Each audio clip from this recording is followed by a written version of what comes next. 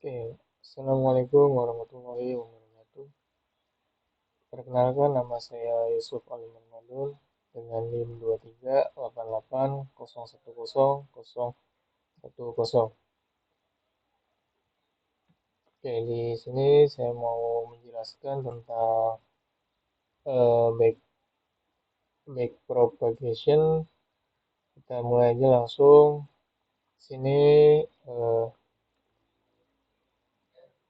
ada pengaturan jaringannya. Nanti kita bakal isi sesuai soal yang udah diberikan. Di sini saya memakai XOR yang dimana soal X1 yaitu 23, terus X2 yaitu 88, dan Y targetnya yaitu 0,10 karena emang NIM terakhirnya itu 10. Terus untuk X1 yang baris kedua yaitu 38,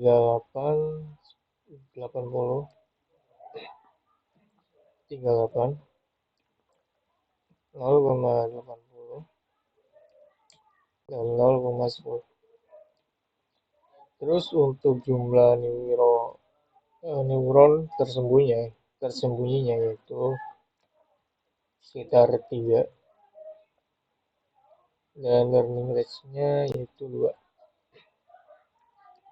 Untuk jumlah epoch-nya itu 2. Kita lihat lagi. Oke, itu udah sama sesuai soal 23, 22. Oke, ini udah sama. Kita klik lanjut. Nah, di sini ada dua pilihan, yaitu random dan manual. Nah, di sini saya pilih yang manual. Kliknya ini saya mau masukin berapa ya?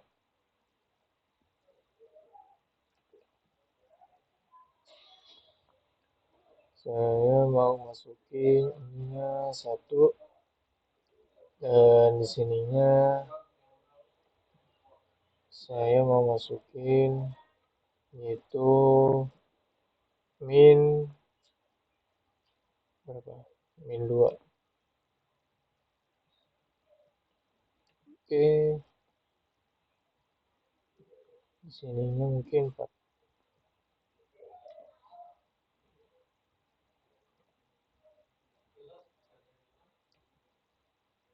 Oke, kalau sudah, sini juga belum.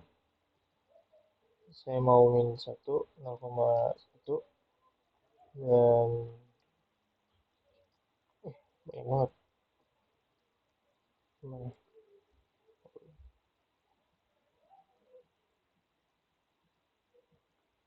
Di sininya min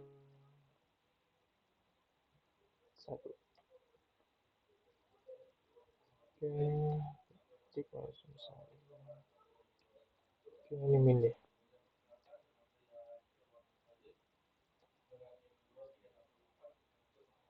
Min 4. Terus di sini min berarti ini jangan min. Jadi jangan min semua. Oke, 1.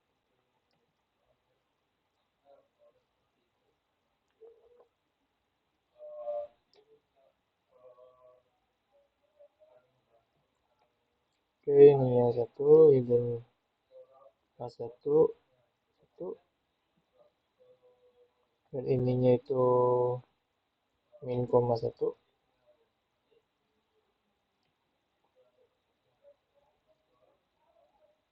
dan ininya juga min koma 1, yang min 1 aja. Nah, terus ini untuk bobot hidden yang outputnya yaitu dari hidden ke outputnya ya, yaitu 2. Kok Nah, habis itu ininya min koma 2.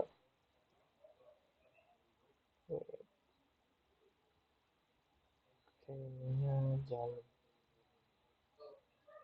ininya sampai dulu semua. Dan untuk biasnya saya ambil 0,1. Oke, kita cek. Oke, kalau sudah, kita klik selanjutnya. Dan nanti bakal ada tampilan visualisasi, yaitu seperti ini. Jadi X1, X2 itu adalah output, dan ini hidden layer yang tersembunyi, dan ini adalah sebuah output layernya. Jadi dengan format 231. Kita lanjut. Oke, tampilan semua ya.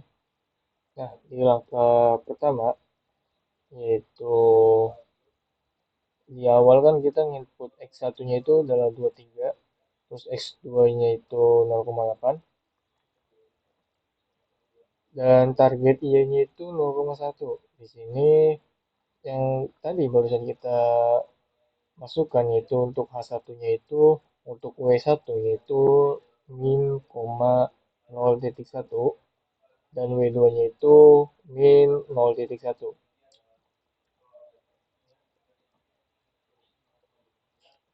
Terus di H2-nya juga yaitu min, 0, maksudnya min 0,2, dan W2-nya itu min 0,1, dan H3-nya yaitu min 0,4, dan W2-nya juga 0,1. Dan ini masih sama seperti yang di input barusan. Dan di sini untuk bias hidden-nya yaitu saya masukin 1, plus 0,1, dan min 1. Dan ini buat bobot hidden ke outputnya, dan ini ada biasnya. Terus ya langkah yang kedua yaitu menghitung net input hidden layer, yang dimana net input itu adalah jumlah nih weighted sum dari semua input ditambah bias. Nah, nilai ini belum diaktifkan. Nah, di sini ada sebuah rumus yang sudah disediakan. Kita hitung yaitu dari neuron H1, yaitu min 0,1. Nah, min 0,1 ini yaitu dapat dari mana? Dapat dari sini, yang barusan kita input. Tapi yang W1-nya, yaitu W1-nya 0, min 0,1, maka di sininya min 0,1. Terus W2-nya min 0,1, dan maka di sininya min 0,1. Atau enggak, nah ini yang samanya. Ini H3-nya yaitu W1-nya 0, min 0,4. Maka yang di sininya, yang di H4, H3-nya yaitu min 0,4, dan W2-nya itu 0,1. Nah, ini itu W underscore IH dikali X underscore I. X underscore I itu adalah penginputan yang pertama, yaitu yang dari sini. Nah, jadi W underscore IH itu dikalikan dengan X underscore I, dan bakal ditambahkan dari bias, yang dimana bias dari H1, H2, dan H3 itu berbeda. H1 biasnya itu 1, H2 biasnya itu 0, min 0,1, dan H3 biasnya itu adalah min 1. Nah, di sini udah ada ininya, proses penjumlahannya, dan udah ada hasilnya juga. Kalau udah, kita lanjut ke langkah yang ketiga, gimana langkah ketiga juga udah ada rumusnya. Di sini 1 per dalam kurung 1 ditambah E kuadrat berapa nih, dalam kurung 0 min 0,88900. Oke, 88 min 0,88900 itu dapat dari mana? Dapat dari sini, yaitu dari hasil penjumlahan hitungan net input hidden layer. Nah, ini min Z underscore H dari H1, ini dari hasil tadi H2-nya, dan ini hasil H3-nya. Maka dijumlahkanlah 1 ditambah E apa ini, kuadrat.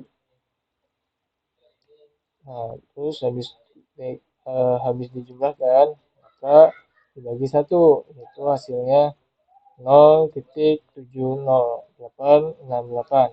Begitu juga dengan H2 dan H3. Nah, fungsi aktivitas si sigmoid itu mengubah net input menjadi nilai antara 0 dan 1. Dan ini adalah output dari hidden layer-nya. Kita coba lihat. Nah, ada gambarnya mungkin ya. Dan di sini lanjut ke langkah 4-nya, yaitu kita akan menghitung net output dan prediksinya. Yang dimana di sini ada rumusnya, yaitu min 2. Min 2-nya itu dari mana? Ada min 2, terus ada min 0,2 dan ada 0,2. Nah, itu dari bobot hidden ke output yang barusan di halaman sebelumnya yang kita masukkan, atau yang ini. Nah, itu dari sini. Oke, kita jumlahkan dengan AH. AH itu dapat dari mana?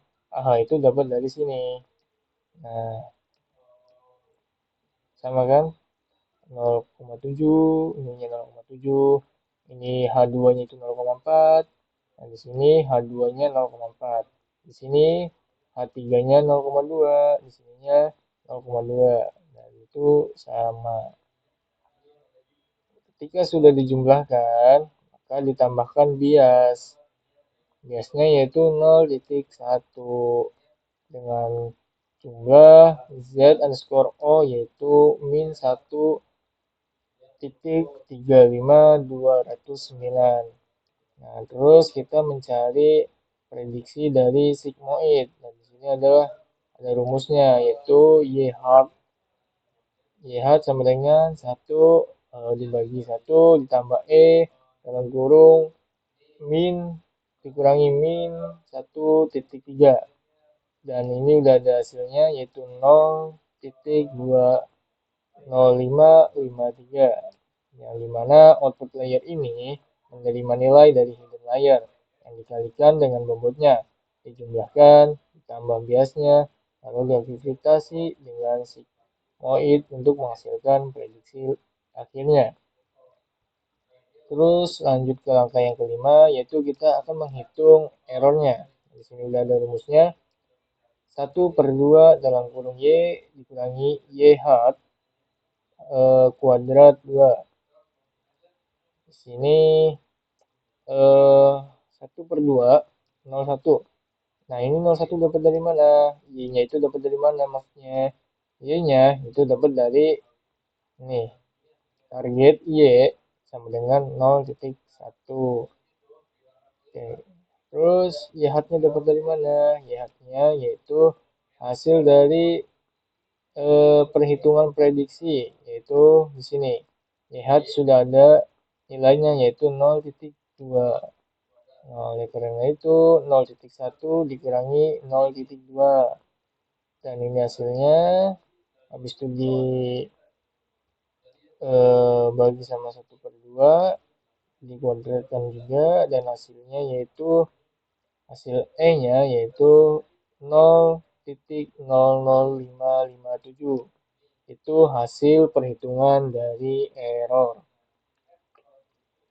Terus langkah yang keenam yaitu menghitung delta outputnya, yang dimana di sini rumusnya ada delta kecil sama dengan y-nya itu tadi ya, yaitu 0,1, dan YH-nya itu yaitu 0,2 dikali YH-nya yaitu 0,2 lagi dikali 1 dikurangi YH. Nah, ini sudah ada terus dikalikan, dan sudah ada hasilnya, yaitu delta kecil hasilnya min 0,01, yang dimana delta output itu menunjukkan gradient error di output layer, dan ini adalah turunan dari error terhadap net output dengan mempertimbangkan derivatif sigmoid. Nah, lanjut ke langkah yang ketujuh, yaitu menghitung delta hiddennya. Di sini menghitung dari H1 dulu, yaitu delta kecil, yang dimana delta kecilnya itu kita sudah dapat, yaitu min 0,01, habis itu dikalikan pH. pH dapat dari mana? Sebentar. pH, pH-nya itu dari sini.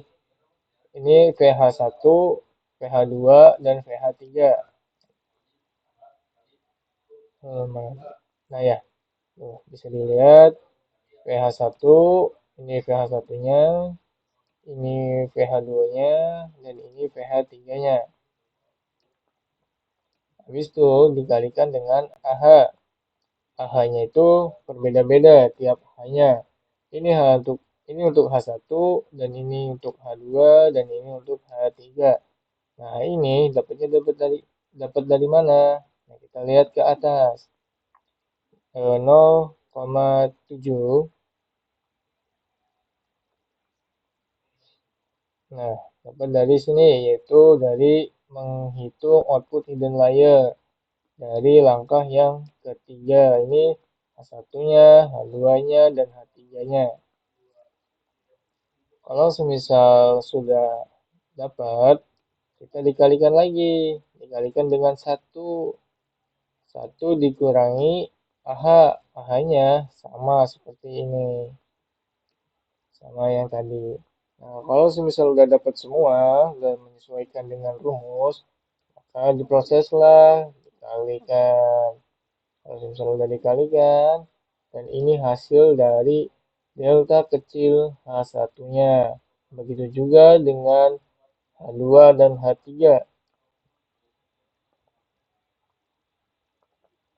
Dan lanjut ke langkah yang ke-8, yaitu menghitung delta besarnya, yaitu bobot dan delta besar dari bias.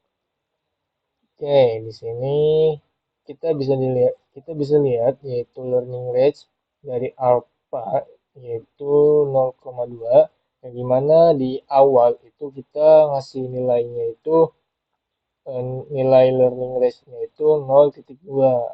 Nah, di sini dari H1 0,2 dikalikan delta kecil dari H1. Nah, delta kecil dari H1 itu dapat dari mana? Dapat dari sini. Kita lihat coba. Nah, ini adalah nilai dari delta kecil. Nah, kita masukkan ke penjumlahan. Nah, itu sama seperti H2, H3-nya. Habis itu dikalikan dengan AH. AH tiap-tiap H. Di sini AH dari H1, dari H2, dan H3. Dan hasilnya juga bakal berbeda tiap H-nya. Habis itu kita bias. Kita mengalihkan alfa dengan delta kecilnya, yaitu sekitar 0 min 0,00345. Dan di sini kita akan menghitung input ke hiddennya, yaitu delta besar W underscore IH sama dengan alpha dikalikan delta kecil dikali X. X itu input ya. Oke, di sini 0,2 dikali delta kecilnya, yaitu tadi kita udah dapat, yaitu 0,00711 dikali inputan. Di sini X1-nya itu 23, X2-nya itu 88. Dan ini hasil dari H1-nya. Terus juga sama ini H2-nya, dan ini H3-nya. Terus kita lanjut ke bias hiddennya, yaitu alfa dikalikan dengan hidden H, delta H-nya. Sini 0,2, ini delta kecil dari H-nya yaitu 0071, itu dapat dari sini. Nah, delta H-nya itu ini untuk delta H1, H2, dan H3-nya. Oke, kalau misal sudah, nanti bakal ada hasilnya tiap-tiap H. Jadi gradien ini menunjukkan seberapa besarkah dan ke arah manakah bobot harus diubah. Dan learning range itu mengontrol ukuran langkah perubahannya. Dan lanjut ke langkah yang terakhir, yaitu langkah 9 untuk mengupdate bobot dan bias. Dengan rumus W baru sama dengan W lama ditambah delta W. Bisa dilihat di sini nilai lamanya yaitu min 2 ditambah min 0,0024 dengan hasil nilai barunya min 2,00244, dan ini sama semua menggunakan rumus yang ini. W baru sama dengan W lama ditambah delta dari W. Oke, mungkin itu setelah dihitung gradiennya dan bobot bias diperbarui dengan menambahkan nilai delta ke nilai lama. Dan ini adalah inti dari pembelajaran pada backpropagation. Yaitu. Dan kita bisa melihat ringkasannya.